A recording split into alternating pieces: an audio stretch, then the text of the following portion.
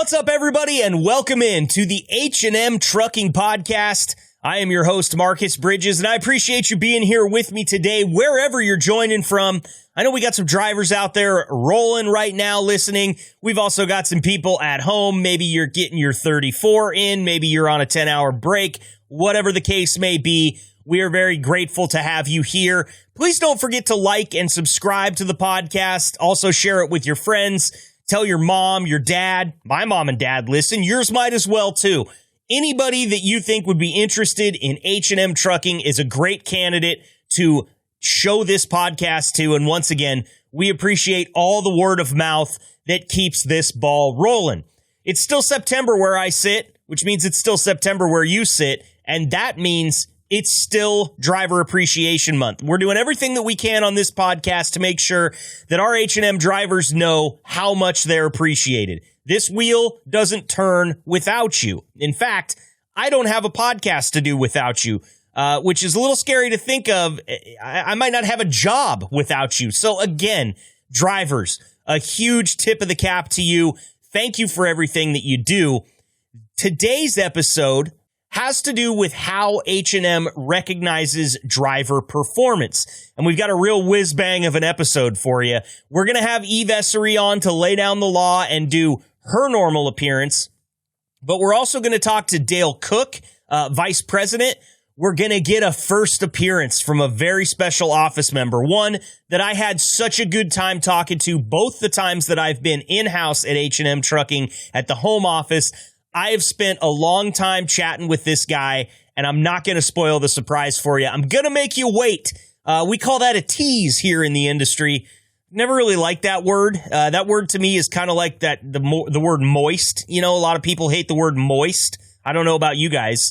What do you think about the word moist? Maybe you can share with me on one of our Facebook posts if me saying moist here 6 or 7 times in a row is really putting you off. If it is, I'm sorry, but that's what the word tease does to me. So you're not going to hear me use the word tease more than the 3 times that I just did.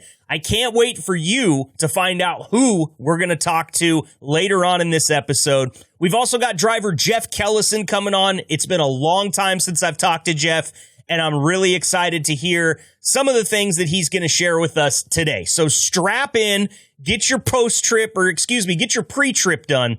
We'll handle post-trip at the end of the podcast and look forward to some breaking news that I've got for you just around the corner as well. Let's get to it. From Omaha, Nebraska, to whatever lane you're driving, this is the H&M Trucking Podcast with your host, Marcus Bridges.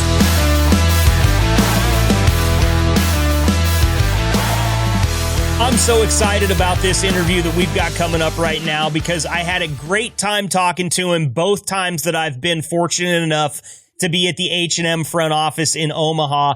Please welcome Dispatch Supervisor Steve Walahoski to the show. Steve, thank you so much for being here. Hey, glad to be here, brother. You know, you and I had some great conversations, and you can slap me on the hand. I have not gotten you on the show before now. We're almost 30 episodes into this thing. I don't know what the hell I was doing, not figuring out a way to get you on beforehand, but you're finally here, and this is the beginning of a great thing. I can already tell. Yeah, I know there was a couple other times, but it just didn't work out. So we had talked about it, and I'm happy to do it. I know a lot of people, I don't want to do podcasts, but it's like, what the hell? Yeah, I mean, if you can stomach talking to me for a half an hour at the office, then, 5 minutes on the phone's nothing, right? Yeah, exactly. Well, Steve, today we're talking about how H&M recognizes driver performance, and you rose to the top for interview subjects there. Can you talk to me a little bit about how you guys recognize your drivers for going above and beyond and doing a great job out there on the road? Yeah, it's in my 30 years in trucking, I've worked for a ton of companies, a handful of big, small companies, and this is the first company to where the driver base is just awesome. I mean, a lot of times you talk about recognizing somebody that goes above and beyond. Pretty much our drivers go above and beyond every day for us. And that's just amazing to find in this industry anymore. So as far as, recognizing them, the driver managers, it's not uncommon for them to throw out, hey, I'm going to buy you dinner, or here, get yourself some lunch, when they really go above and beyond for something that, that really they came through for. But in general, where they're always coming through, it's like, hey, we do a lot of thank yous and we appreciate you. And the company, I think James does a great job. He pays the drivers super, I think, with all the different things of the rate per mile, the bonuses. I think that's why we don't have a huge turnover in drivers compared. And we don't offer, it's funny, we don't offer a sign-on bonus because we don't have to. The reason companies offer sign-on bonuses is because, well, we want to get you in here because we're going to dick you over once we got you here. So we don't have to do that because we treat them like family the day they walk in the door. And we've had multiple drivers comment on that. Yeah, they've commented to me about it too, Steve. And I think that it really goes to say something because you guys understand how important driver retention is, especially when you have such a good stock of drivers. You want to take care of them. You don't want them to feel like a number. And from, a fly on the wall's perspective, which is one of the most flattering things I've ever been described as, I think it really makes a difference. I can tell when talking to you guys there at the front office that you really appreciate the drivers and what they do for you. And the drivers, it goes back the other way. They really appreciate the front office staff, and you guys seem to have a great relationship built there. Yeah, I agree 100%. It's in the past, there you have a lot of risk between drivers and driver managers, and we just don't have that. I don't hear that stuff. I don't hear, people arguing on the phone, slamming phones. Those old days are gone, and sometimes drivers think, oh, well, I don't want to make anybody mad because they'll cut my miles. We're not going to cut anybody's miles because we're going to lose money too. We're here to make them money. That's our number one goal. Right. And why be vindictive about it? That doesn't help anybody. And you're never going to fix a problem by cutting someone's miles. That seems real counterproductive. Yeah, that's just stupidity. That's companies. If there's a company doing that, they need to go out of business because they're not going to keep drivers around very long. We're going to get them. We're going to steal them drivers from them. Yeah, the good ones especially, and rightfully so. I mean, H&M has such a great reputation throughout the industry. When you mention them to somebody that knows who H&M is, it's never a poor reception. It's always, ooh, that's a good company. And I find it interesting about the sign-on bonuses. I seem to only see these big sign-on bonuses offered by companies that don't necessarily have that stellar reputation. Exactly. That because they gotta entice people in some way. Because if people really do the homework, then they go, oh, hell no, I ain't working for these guys. Yeah. And once again, rightfully so. So there you go. That's, to any prospective H&M drivers that might be listening out there, do your homework. It's well worth the time that you'll spend. And if you can get a hold of any of these guys and talk to them, or just listen to this podcast, wink, wink, it's very telling. And it's been a lot of fun to kind of be a part of that and see the way it really works, because I get nothing but happy drivers. They might have something that gets under their skin a little bit, but one of the cool things about the company and by extension the podcast is, all right, well, you've got something that's under your skin. Let's have James on and have him talk to you about it. Have him tell you the way that it is. How many other company presidents are willing to do that? And that's it. You've done so many great topics about the industry that, drivers just talk on the road, all drivers, and somebody will start some shit and it goes like wildfire. It's like, no, that's not how it works. But you've got stuff, you're talking about the state of the freight and whatever it might be. And I think that's very educational for not only our current drivers, but for prospective drivers to know, well, wow, this company does this for that. See, and that's exactly why I wanted to have you on. I knew within 5 or 6 minutes you'd give me a compliment that's going to make me feel 10 feet tall. I really appreciate it, Steve. Hey, don't forget to send me that money, too. We weren't. That was supposed to. Mike, edit that out. Oh, wait. Did I do that out loud? I'm sorry. Hey, you do a great job. You know, I think what you've been done with these podcasts and the YouTube channel and everything, it's great getting H&M out there in a big way. It really has. And you know what? I really appreciate that on even a further level, because I'm normally the ones telling the drivers, hey, you got to go listen. Hey, share it with your friends. Hey, now you've heard it from Steve, and I know you all trust Steve. So now it's not just me trying to plug my own thing. This is great. It couldn't have gone any better here, Steve, for your first run at the podcast. Look it. And I don't know if everybody trusts me, but they got to realize Steve has to sometimes enforce the rules, and it's not against anybody personal. That's just the state of the industry. So don't ever take that kind of stuff personal if you have to deal with me. Absolutely. And I'll remember that as well. Okay. Well, I was just going to ask you, did you get out on any good rides at the end of the summer? You know, we haven't really got out much this year. We were hoping to go this weekend over to South Dakota, but it's supposed to rain, so I don't know if we're going to get out or not. So, but we've been taking it with us out to the cabin out western in the Panhandle out there and hitting the back roads and stuff. So it's been fun. Awesome. Well, it's great to hear, Steve. It's been a pleasure talking to you. I really appreciate you sharing your time with us, and we'll get you back on here soon, okay? Sounds great, brother. Enjoyed it. All right, Steve. Take care. You bet. See ya. Knowledge and stories from coast to coast. This is your driver profile. Time for another driver profile here on the H&M Trucking Podcast, and it has been a long time since we've had this driver on, so I'm really looking forward to this conversation. Please welcome H&M driver Jeff Kellison to the show. Jeff, thank you so much for being here, my friend. Thank you for having me. It was a lot of fun last time. Yeah, it was. We had Caleb and Maria around still, and unfortunately they're not joining me this time, but if you could put up with me, we'll still have fun this time, Jeff. I think I can. Where are you at, and where are you headed today? What's the route looking like, and where's it taking you? I am in Fargo. I am at Petro, which I've never gone to before. I always used to go to the truck stop at exit 66, but unfortunately it's casualty of being taken over by Flying J, and it is horrible now. So I'm at Petro. Petro's very nice. I'm on my way tomorrow to pick up beans in Colgate going to Texas. Okay. All right. So not a big Flying J fan, huh? Is it kind of the general consensus out there that Flying J is not the best of truck stop brands? I cannot be alone. I was reading the reviews for that old truck stop at exit 66, and it was bad. It was people. I mean, Flying J, they take these truck stops over. Well, I guess the idea is they're just going to manage the fuel side of it, and within a few months, they're always closed.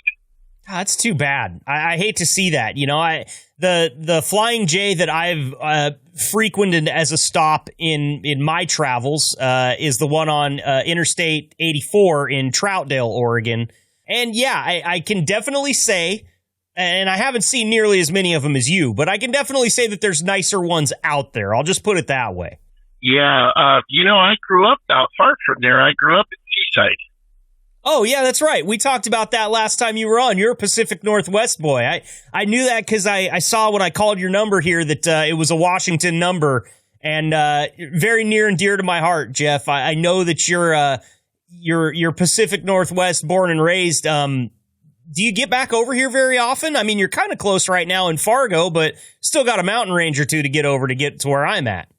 I go home for about 10 days every 2 or 3 months, except in the winter, and it goes a little longer in the winter because it's so hard. It's so dangerous getting over the mountains. I don't even try. Yeah, it can be really ugly, and I've seen Cabbage Hill, obviously on Interstate 84, is notorious among truck drivers. That's a pretty steep downgrade. I've seen. In fact, the only time in my life I've ever seen a truck have to use a runaway ramp was on Cabbage Hill on the downhill side, headed west there. And it's scary, man. Those switchbacks, I don't even like taking them in my full-size pickup. I can only imagine what it's like fully loaded going down that hill in inclement weather. It is an adventure. I'll be the first to tell you it's an adventure. Yeah, I was born and raised in the Northwest. That's home for me. I would have a very difficult time living here in Fargo with their winter. I would have a tough time with that.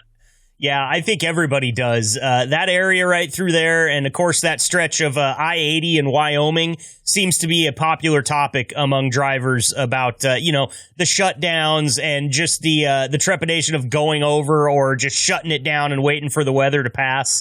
How do you deal with that, Jeff? Like, what goes through your mind when you see weather up ahead? You're coming up on a mountain pass. Maybe you're on that stretch of I-80 in Wyoming. What are the key factors that either make you decide to shut it down and wait it out, or take it on? I am not snow hero. When two little snowflakes get together and have a chat, I'm done. I'm looking for a place to park. We haul farm chemicals. We haul stuff like that. We do not haul organs for transplant. So there's nothing I haul that's worth my life. That's a really good way to look at it. It was just a couple episodes ago that James Fonda, president of H&M, offered the advice, don't try too hard. And that was in response to me asking what his best advice for drivers in inclement weather would be. And I think it goes to highlight the culture there at H&M. They don't expect you to break your back or risk life and limb, especially if the weather's ugly. Yeah, and going across those mountains, it gets really bad. I'm a little bit apprehensive about this winter. We haven't had a real bad one in a while, so I'm this one and maybe one more, and I'll be done. So I'm just gonna take it really easy. So you're right on the edge of retirement, then? Is that what you're telling me? In the not too distant future, I'm going to be ready to go home and continue my career making YouTube videos. And tell us what your YouTube video channel is so that anybody that's out here listening right now can find it and watch some of your videos. I share a channel with a gentleman in England, and the channel is Glastonbury Gabriel. I've done about 70 videos on the channel. He's done several hundred. I just tell stories. I tell stories that I think is important to me. And your partner over there, is he a driver over in England as well? No, he's kind of a man of leisure. Yeah, no, he's not a driver. He's a watch collector like I am. We met a long time ago, and we just hit it off, and we're the best of friends. And he likes the perspective that I have of telling my stories, and I appreciate the videos that he does of the old castles and the way that they do things over there, and it works out really well. That's awesome. I think it's so cool. The world has shrunk in that sense where you can have a best friend in 2023 that lives across the pond. That didn't used to be the case, even just 20 short years ago.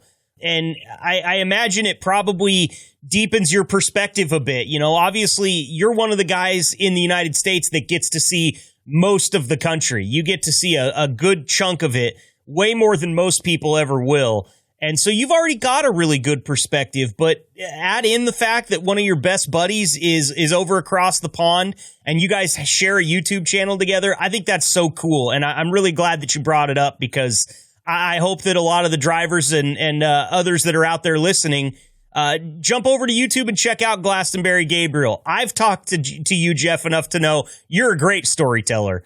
And I look forward to checking out some of the videos as I hope the others will. Thank you. Yeah, a lot of the people that make videos over there in that area in England, I'm friends with. I'm also friends with the Wandering Ponderer. That's his channel. He lives in Coggeshall, and he wanders around his little village and tells stories.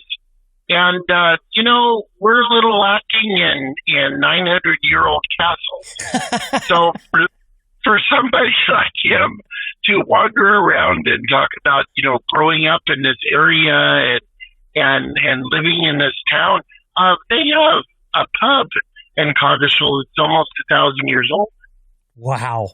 That's amazing. It would feel so cool to sit in a 1,000-year-old pub and drink a pint. I can say that. Doesn't matter what country it's in. If it's 1,000 years old, I just want to go there and experience it.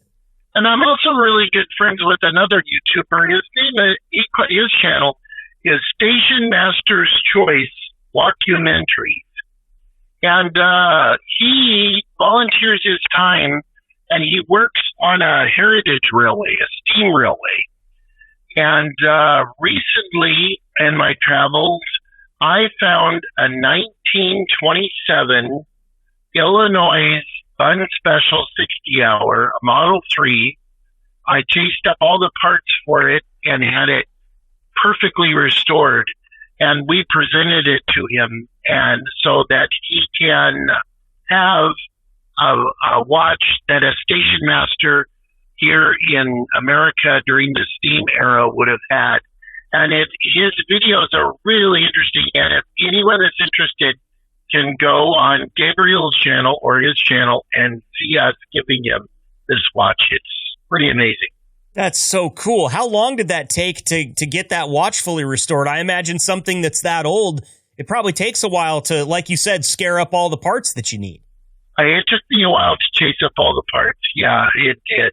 And one of his really good friends works for another heritage railway. His name is Ernie Samet. I was at a flea market and I found a Hamilton 992B.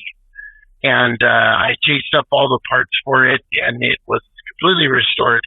And for those of you who are interested in the next upcoming weeks, we're going to be giving that watch to Ernie. He works on the engines. He restores the boilers and works on all the running gear, and it's going to be pretty amazing to see. That's so cool.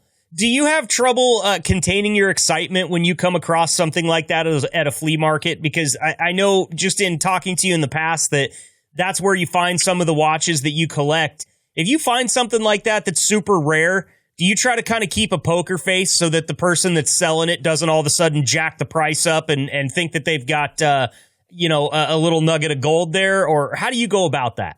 If it's a dealer, I could be the most poker-faced person there ever was. If it's some little old lady that she's living for months and months, I am perfectly honest, and I tell her what it's worth. Wow. You're a great guy, Jeff. I don't know if I have that in me. I'm always trying to save a buck or two, but it sounds like you've got your seller's best interest in mind when it's right to have your seller's best interest in mind. It's like Jay Leno once famously said that he was the world's lousiest car buyer because he had to tell people what they were worth. Because if he bought a car and he paid them too little, they would go and tell everybody in the country. It's true. So you've got a reputation to worry about out there too. I mean, you're on YouTube; people can find you, so it's important to have that integrity, I assume. That's right. That's right. Very cool. Well, I love talking about all of this stuff, Jeff, and thank you so much for bringing it up. I, unfortunately, though, am obligated to ask you a couple questions that will relate a little bit to the podcast episode itself. So bear with me here because it's not bad stuff. It's actually going to be really easy.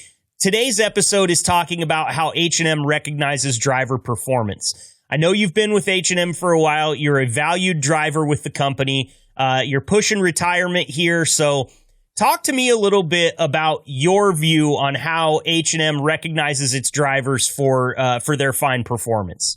Well, I've been with H&M now for 18 years. It's been an adventure. I do think that H&M recognizes their senior drivers in some respects. I know I don't necessarily think that I'm the first in line to have to do the stuff that younger people would have an easier time doing, like the large cities out east and stuff. Mm-hmm. I do think that. I think maybe they're a little easier on us senior drivers as far as timetables, as far as getting stuff where it needs to go. Do you think that comes just from the trust that's built over those 18 years in you? I mean, they know even if the timetable's a little bit loose, they can count on you to get that load there, and they've been able to count on you for 18 years. I mean, it seems like that makes sense to me, I guess, when you put it that way. Well, I think that after 18 years with no tickets and no accidents, they would have to assume a little bit that I know what I'm doing. It was interesting the other day. I got a message from one of the payroll ladies telling me that I wasn't scanning the documents right. And I read this.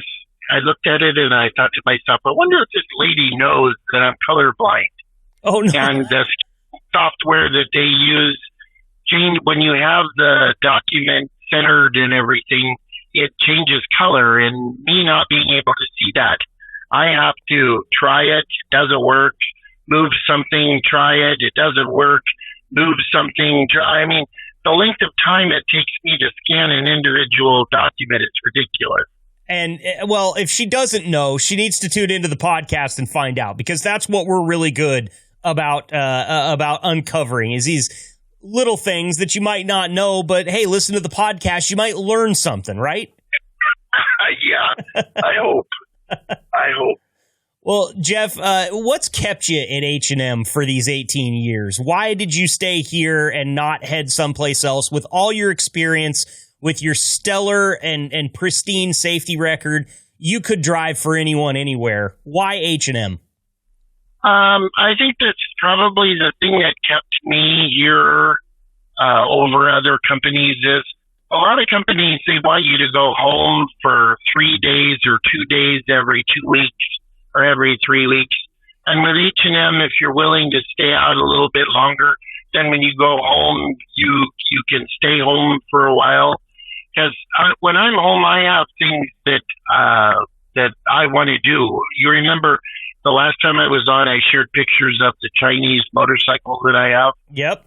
If I went home for 2.5 days, I sleep the first day, and the second day I do laundry. I mean, it just really wouldn't leave a lot of time for me to do what I want to do, chase watch parts and do all the things. So I think that more than anything else.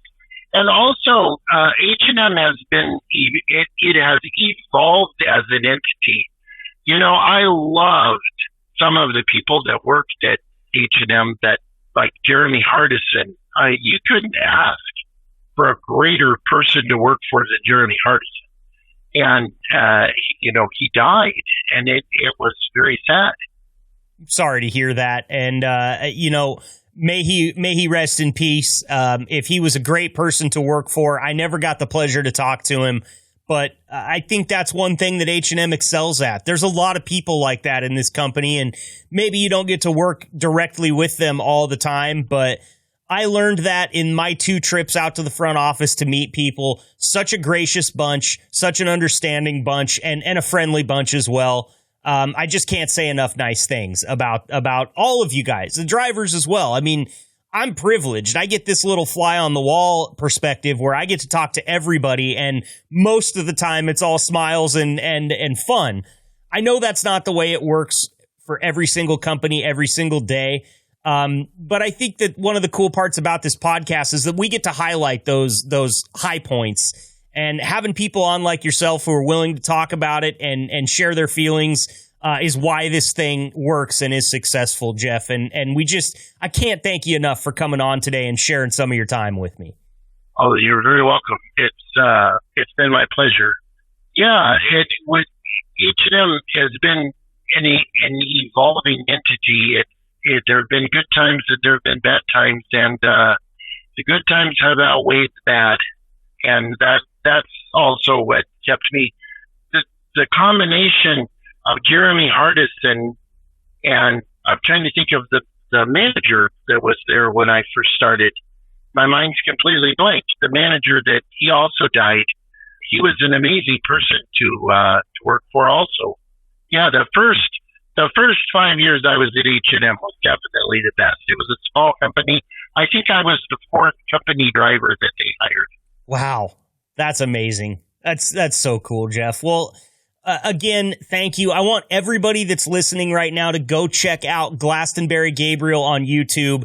You will get to hear so many more stories from Jeff. He's got 70 videos up there.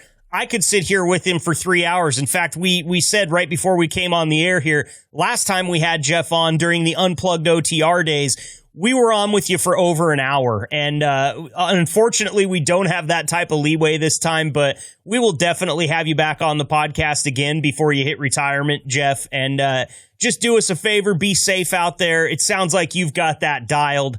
And again, we appreciate all the time. Thank you so much. Thank you for having me. No problem. We'll talk to you soon, Jeff. Bye-bye. Bye.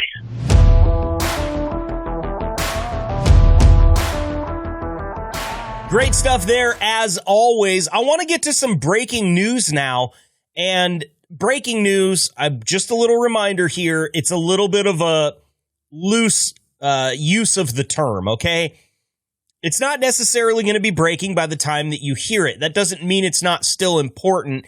It just means that we record this episode a week in advance so that it can go through multiple layers of review, because I have been tabbed as maybe not the best person to send out without somebody hearing the things that I say before we send it out. So understand that the reason this isn't breaking news is mostly my fault, and past misgivings have been forgiven. Thank you to Eve for that. But let's go ahead and cover this news anyway, shall we?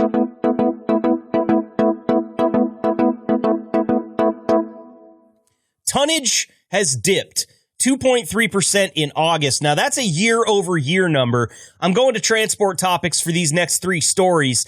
That 2.3 decline, as I said, is year-over-year. It's actually crept up a little bit from the last month, and that's actually the second consecutive month that tonnage has increased. But tonnage hit its peak in September of last year. So what you're going to see, because of the way things have been going, is that compared to last year, this month still doesn't look that great. However, things are on the uptick. I'm going to go to American Trucking Association's chief economist, Bob Costello, for this next quote. He says, "The evidence is growing that tonnage hit bottom in April and continues its slow climb upwards. However, year-over-year comparisons remain difficult as tonnage peaked in September of last year." Okay, I understand it. Last year's in the past, though. We're worried about what's happening going forward. And as we sit right now, it kind of looks like we're in a good spot. At least we're approaching a good spot. He continues to say it's unlikely that tonnage turns positive compared with a year earlier for at least a month or two longer. Most recently, freight continues to be mixed, with consumer spending and factory output flat to down when you look at their growth. What does this mean? Well, it means, like a lot of our experts said, like James said, like Tim Kruger from JFL said, we have finally hit bottom, and they all said it was going to happen in August. August did actually start to creep up where tonnage is concerned, and I have to feel like some of these other indicators are going to follow. I've got my fingers crossed. You can cross your fingers too. It won't hurt the luck, I promise. And buy a lottery ticket while you're out there. Next up, the United Auto Workers Union has threatened to expand their strikes. This is another one from Transport Topics. The leader of the United Auto Workers said that a limited strike targeting plants in Missouri, Michigan, and Ohio may be expanded if serious progress towards a new contract agreement isn't made by September 22nd at noon. Important to tell you, September 22nd will have come and passed by the time you hear this podcast, so you can kind of put two and two together based on what happens as this whole thing plays out. The United Auto Workers, for the first time in its history, is striking at all three Detroit automakers, but the 13,000 workers on the picket lines for a fifth day, September 19th, are hitting only three facilities, one each at GM, Ford, and Stellantis, in a novel strategy. Now, they call it a novel strategy. What it means is the union can't stretch the funds it maintains for striking auto workers if it limits picketing. The union can stretch those funds. But the targeted strikes can still ripple through integrated production systems, and that's kind of where we in the trucking industry focus. If these factories aren't up and running, they don't need parts, and parts are what trucks bring them. This is big news, everyone, and if not evidenced by all the media coverage it's receiving, just understand that it's big news because I'm here yelling about it on the H&M Trucking Podcast. Follow this one.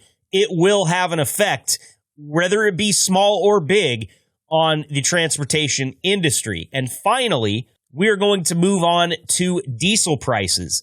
Diesel price has climbed 9.3 cents to $4.63 on average across the United States. Trucking's main fuel has gained 82.7 cents a gallon in the past 9 weeks. The national average diesel price continued its steady ascent, rising 9.3 cents to $4.63 a gallon, according to Energy Information Administration, otherwise known as the EIA. And this is their report that was released on September 18th. The most recent price decline for trucking's main fuel was 3.9 cents in July. We don't like that. We don't like to hear that it's only getting more expensive, and that's happened for the last 2 months and actually a third of July. A gallon of diesel now costs 33.1 cents less than it did this time in 2022. That's okay. I'm all right hearing that because we just talked about tonnage and what it was doing a year ago. The price has actually fallen year over year. That's a good thing, but we would like to see it fall even more. Diesel's average price climbed in all 10 regions. The largest gain was 22.2 cents in, you guessed it, California, sending the state back over $6 a gallon. I'm sure those of you that get out west see that when you're at the pump. The smallest increase was 3.9 cents in the lower Atlantic. And just a little tidbit here, the average price for a gallon of gasoline bumped up 5.6 cents to $3.88 per gallon. Look, we know it's not great out there right now, but we're all hoping that it turns around very soon. And based on our tonnage, based on the freight market itself, things are looking okay. They're looking up slowly. Kind of like that really long, slow, dramatic look up you'd have in like a dramatic movie, maybe like The Godfather or something like that. But stick around for that scene. I promise you, once the eyes finally meet the camera and this thing looks up in the way that we all hope that it looks up, things will start to get better. And I'm sure you drivers will see that out on the road. That's going to do it for your news today.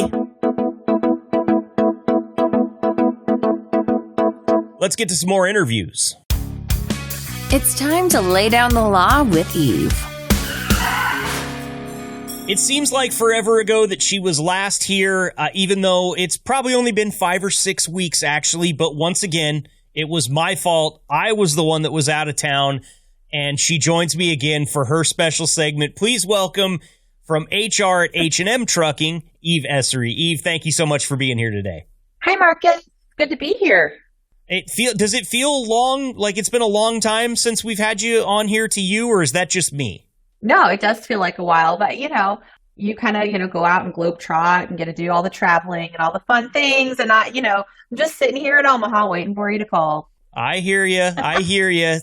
Look, I've got broad shoulders. I say whenever there's blame, just throw it my way, because if nothing else, I can talk it out with people and I can bury the hatchet, do whatever I need to do. So, we always appreciate your time here. We're going to get to laying down the law with Eve here in just a few minutes, but we've got some birthdays, anniversaries, and announcements to get to first. So The floor is yours. Yeah. So a couple anniversaries. There's actually some big ones coming up in October that I want to talk about. So we have two that are 10-year anniversaries in October. We have Rick Nodogny, who is a driver on the Hopper division, 10 years, October 14th. And then Kirk Giles, who he is actually our after-hours on-call guy. So a lot of drivers maybe have talked to him when they're having issues in the evenings, and he takes care of all those calls for us. So he's also 10 years this year. So congratulations to those guys. And then we also have Zach Beckman, who I know you've talked to before on here. He's getting 5 years on October 1st. And then Jim Draper, who is a dispatcher in our van department, and he hits 5 years, October 22nd. So shout out to them. We really appreciate all of those guys around here. That's huge. A couple of decades and a couple of half decades on the show today. How awesome. I had a conversation with Steve Walahoski before I had you on, and one thing that he talked about was how driver turnover is not like that big of a deal for H&M as it is for a lot of other companies. And he made mention of the fact that H&M really likes to recognize driver performance and take very good care of their drivers. And I think that's a big reason that you could have 2 people on the staff hitting 10 years. I mean, that's crazy. Yeah, it is. Well, and when as we're talking about like recognizing some of those drivers, I know last week, or maybe just a couple of weeks ago because you were out, but you talked to Mark Shelton on the podcast, and he's our driver that's at 3 million miles. So he's our only one currently at 3 million miles. We do have some that have hit 3 million miles and retired, but current driver, he's the only one at 3 million. But we also have 4 drivers at 2 million miles, more than 2 million actually. Wow. So I just want to shout out to them real quick. Ted Willie, Chad Jorgensen, Brian Tatosky, and Jeff Kellison. And I know that you talked to a lot of those guys on the podcast as well at one point or another. So they're all over 2 million. And then we have another 27 drivers after that have hit 1 million. That's crazy. I don't want to just, spend all of my time listing drivers, although I would love to, but look for those stickers on the sides of their trucks because they'll get that 1 million mile sticker. They also get a little gift from H&M for hitting that milestone. And then we have 11 drivers that are over 900,000 miles. So they'll be hitting that 1 million at some point, here in the very near future. So that number just keeps going up. So, just a big shout out to all of them and the miles that they've put in, because that's time that they've dedicated to H&M. That's time away from their families, time out on the road. And it's a big deal. Hats off to all of those drivers that are hitting those milestones and that are approaching them. I have to ask, how competitive is it? Like, could you talk Mark Shelton into taking a couple months off and letting some of these guys catch up to him or maybe sniff his heels? Or is he so far out in front and not planning on slowing down anytime soon? I mean, you talk to Mark. He's not slowing down. He's a go-getter all the time. And, there's a couple of guys that are, within about 500,000 miles, but he's pretty far ahead. So it'd take them a while to catch up. You'd have to take, a few years off. A few years off. Yeah, I was going to say 500,000 miles. It's funny that we talk about 500,000 miles as like close, but really, nah. Yeah, that's a long time. Yeah. And again, Mark's been here since 1993 with H&M. So that in itself is huge. So the next guy that's closest to miles wise was started in 99. So, wow. I mean, he's still, that's Chad Jorgensen, and he's still been here for a really long time. And we really appreciate him around here. But that's, still 6 years that Mark's got on him before he catches him. Absolutely. And another driver that we've had on there is Chad Jorgensen. And on this episode, you'll hear Jeff Kellison, or maybe you've already heard him. Sometimes I don't know the order that these things are going to go in. So just a little peek behind the curtain there, unprofessional as it may be. Now, back to the professional part of my job, talking about how H&M recognizes driver performance. It seems that you guys do, as we already mentioned, not have the same turnover issues that you see across the industry. I talk to so many H&M drivers. They seem happy, and it doesn't seem like lip service to me. It seems genuinely like they like their job. They want to do a good job. They want to be safe out there on the road. And I've had more than a handful of them say, if they'll have me, I'll stay here until I hang up the steering wheel. From an office perspective, Eve, what's that like having a group of drivers that really enjoy being at work? And how does it make the job easier for everyone there at the front office? Oh, my gosh. It's a huge, huge difference. And, I don't know how much, you all know about my background or all of that, but my husband is a driver here. And I've mentioned that before on the podcast as well. So I was the wife at home as, my husband is going out on the road. And I had always said that trucking companies, well, they suck. Let's just be honest. Like, they're just terrible. They tell you whatever they want to say to get you in the door, and they're all nicey nice until you're actually behind the steering wheel out on the road away from them. And then everything changes, right? Then all the things are different.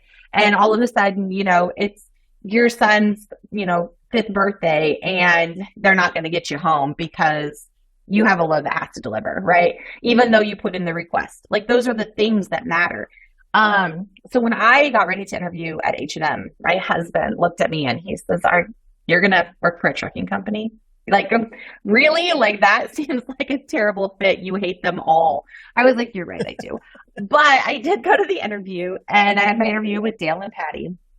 And after the interview, I said to him, I was like, this company seems different.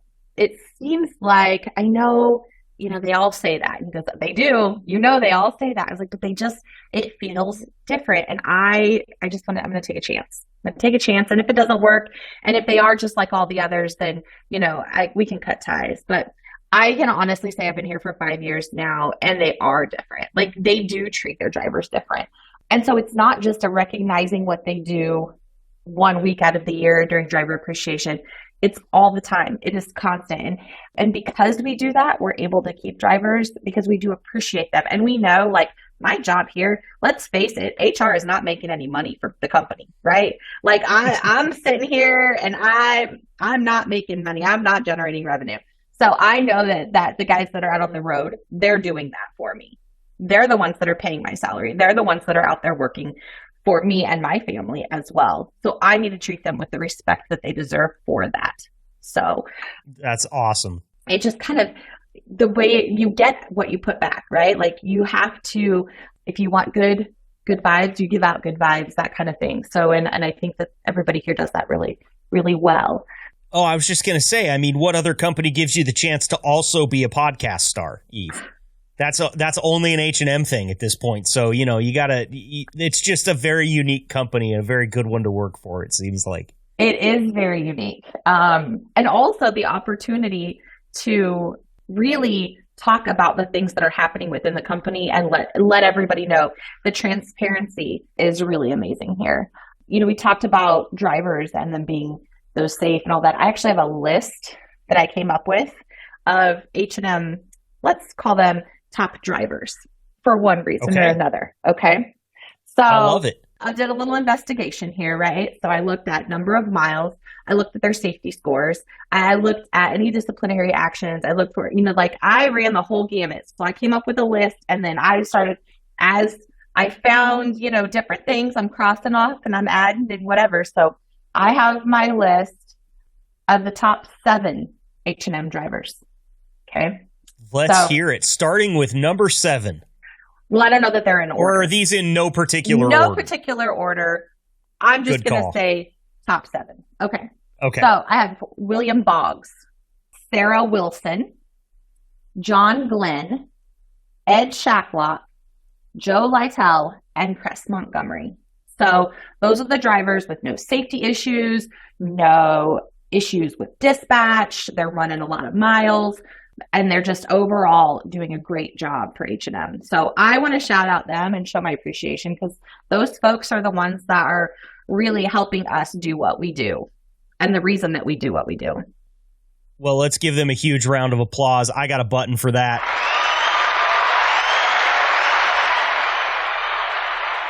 I love it. Look at you. You're doing homework for this podcast. You deserve to be a podcast star. I mean, that's amazing. Like, that kind of prep, that kind of burning the midnight oil and figuring out who's really killing it right now. That's awesome. And that's one of the things that I feel like is not necessarily common across the industry. Now, I don't want to mention any names or anything like that, but we see a lot of dangling the carrot. We got a sign-on bonus for you. Yeah, that's great, but what happens after the sign-on bonus is paid? Do you care about me, or am I just a number?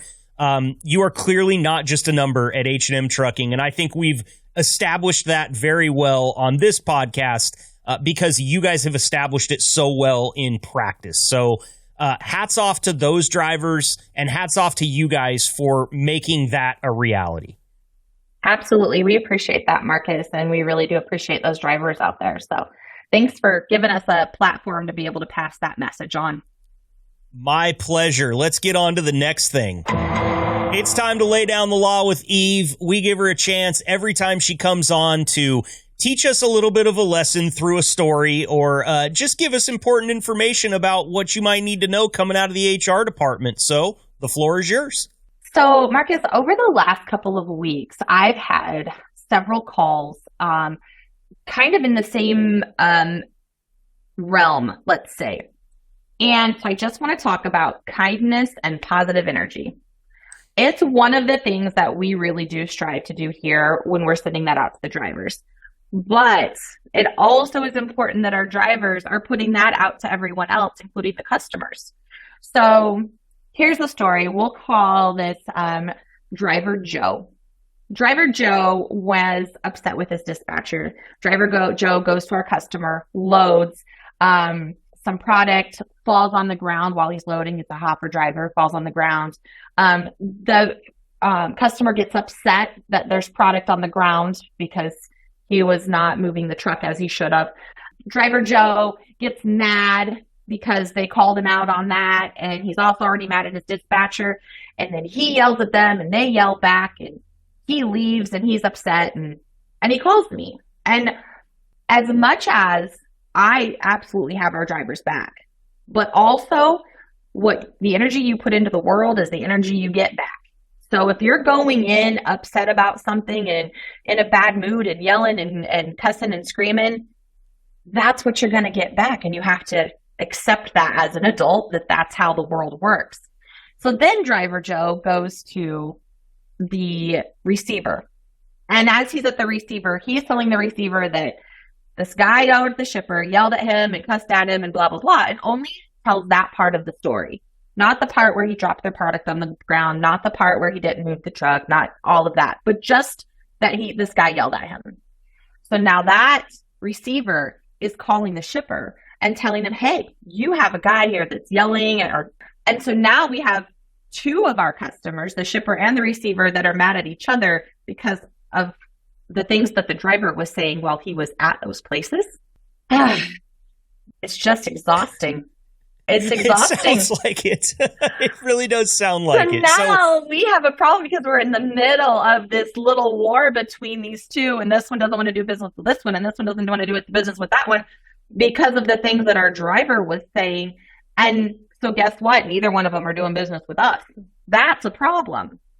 Mm-hmm. So just being respectful when you go in somewhere, treating others as you want to be treated, putting out the positive energy, knowing that these are the customers and we need them. We need customers, right? We have to have a place to pick up merchandise and a place to deliver it, or we don't have a trucking company. So it's important that we really are appropriate and kind when we're going into places. So that's my soapbox for this week: kindness and positive energy. It's a great one to stand on, Eve. My mom always used to tell me, because as a kid, I used to get, I was always nice and try to be, smiling and kind and friendly to everybody. And whenever I would run into somebody that just maybe they're having a bad day, just not that sunny disposition, I would take it personally. And she always used to say, kill them with kindness. They can't hold up against you being uncontrollably happy. And even if you're not, if you can put that face on, you can really solve a lot of problems and save yourself from impending problems in the future. And I've always thought of my kill 'em with kindness as a chloroformed rag. I'm just going to smother you with it until you either black out or change your opinion. And it really is something, there's customer service angle to it. We could get into that and spend 45 minutes or an hour talking about it, but there's just no use. I think you teach a great lesson there. And it's not really a lesson as much as it is the law, because it came from Eve in this segment. So please be kind. Only talk about the good things of your day. The bad stuff, it's like a chip in the paint on the fender. Nobody wants to pay attention to it. Exactly. Well, Eve, again, as always, thank you so much for your time. We love the time that we get to spend with you. We are up against the clock at this point. So is there anything else before we let you go for the day? No, I just want to say thanks to all the drivers. Everybody should be getting their driver appreciation gifts. Those cups are awesome. I can't wait for you all to see them. And I hope that everyone is kind today. There you go. Happy Driver Appreciation Month from Eve and I to all of you drivers out there. We'll see you again soon. All right, Eve? Thanks. Bye.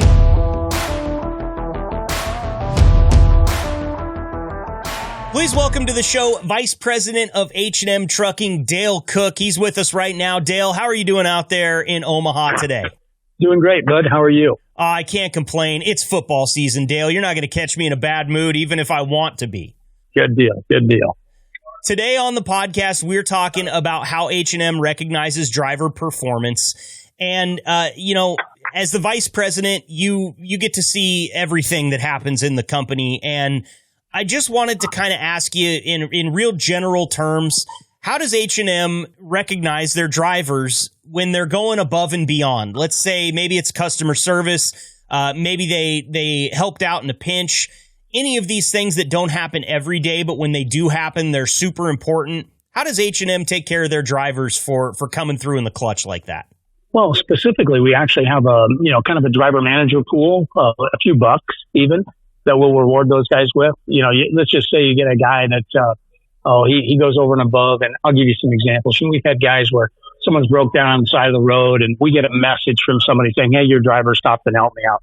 Sometimes it's helping with somebody who has a medical condition in a parking lot. We've gotten phone calls in those situations and being able to take care of somebody out there that, we don't know, but they're a human being and we just want to take care of them. We appreciate when our drivers do that. So we kick them $50 or $100 or get them a gift card at Starbucks or something like that, just to grab them a meal, anything that lets them know we are thinking about it.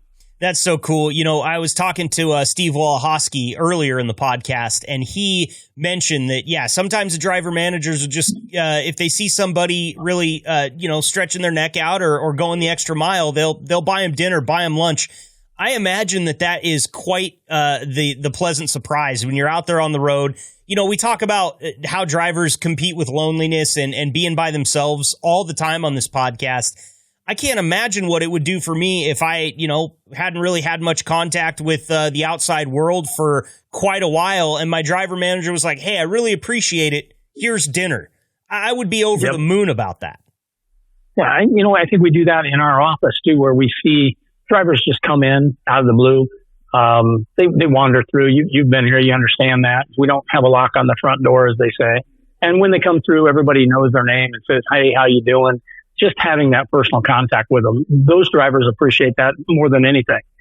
Pick up the time to call them. One of those things we do is when it's their birthday or their anniversary, we send out a message every day. It comes from HR. And if you're talking to that specific driver, we just, give them a buzz.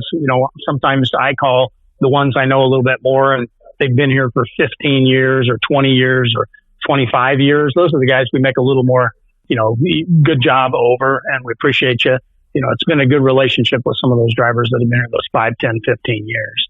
So, you just pick up the phone and call them. I've always said, rule number one at H&M, listen to the driver. If we're listening to them, we're giving them the time. They appreciate that. I can tell just in the short amount of time I was able to get to hang out at the front office there and meet everybody. I saw drivers walking in. It seemed like even though these guys don't spend a lot of their time there at the front office, it seemed like everybody was one big family. And I know that the family-oriented culture there at H&M is very important. And James has told me personally that you guys have worked very hard on that. It must really help with your turnover and keeping guys for as long as 20, 25 years. Yeah, anything you can do for those drivers, because they're out there busting their keisters every day for us. It's a lifestyle that not most of the world can live. It's solitary. You get a lot of window time looking out that window and suffering from boredom. And, the cell phone has helped that, but in the end, they still have to have somebody on the other end of the cell phone to talk to. So. Absolutely. Now, with regards to the front office, I have to ask, because I think the last time we had you on here, we were talking about moving day. You guys were headed into the new office. How is it? Have you got your feet wet there? Are you starting to get comfortable in the new digs?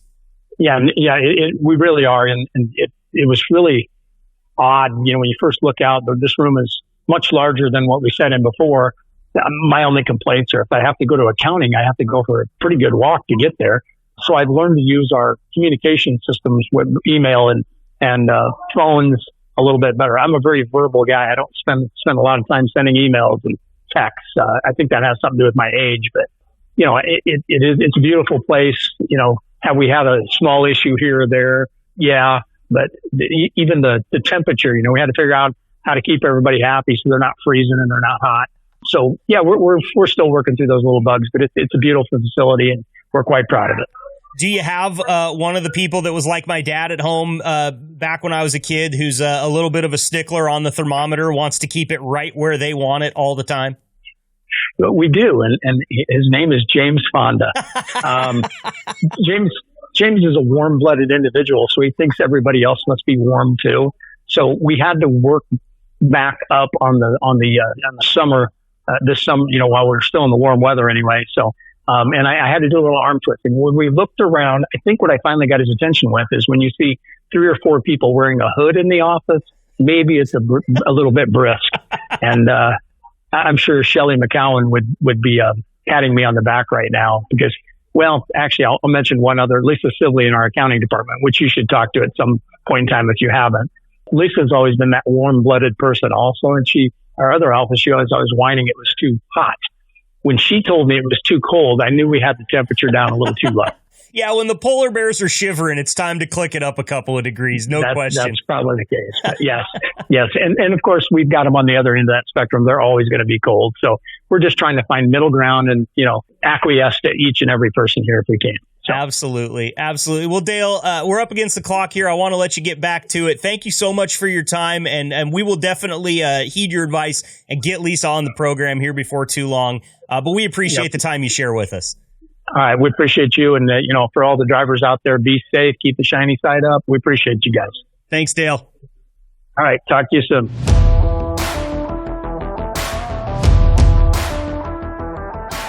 Great stuff there from Dale Cook. We always appreciate the time from all of our H&M staff members and drivers coming on this podcast. It makes it what it is. I could not do this without these people. I just don't know enough about the company or about trucking in general.